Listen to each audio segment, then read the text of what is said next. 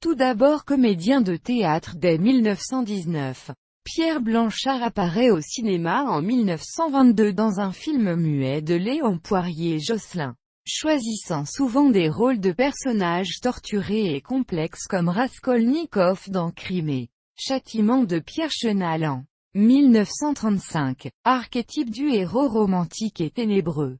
Il ne négligeait pas pour autant la veine comique comme dans Le Coupable de Raymond Bernard. Il sera souvent sollicité par le cinéma franco-germanique de l'Union France-Allemagne, et réalisera 2 films, Secret en 1942 et Un seul amour en 1943. Il fut un grand résistant au dire d'Arletty, membre du comité de salut public du cinéma français formé en 1943.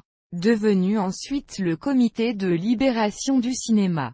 Il en devint le président à partir du 19 septembre 1944. Il commenta les images de la libération de Paris en août 1944, tournées par le CLC, de manière vibrante, dans les actualités qui passaient alors dans les cinémas. Dans le film Bataillon du ciel, 1947, d'après le livre de Joseph Kessel, Pierre Blanchard joue le capitaine Ferrand.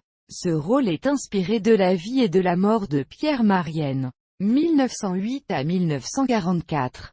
Compagnon de la Libération, capitaine parachutiste au 4e bataillon du Special Air Service, SAS, des forces françaises libres qui fut parachuté en Bretagne, à Plumelec dans le Morbihan, le soir du 5 juin 1944. Dans le cadre du débarquement en Normandie, Pierre Blanchard avait connu Pierre Marienne qui avait travaillé dans le cinéma avant-guerre.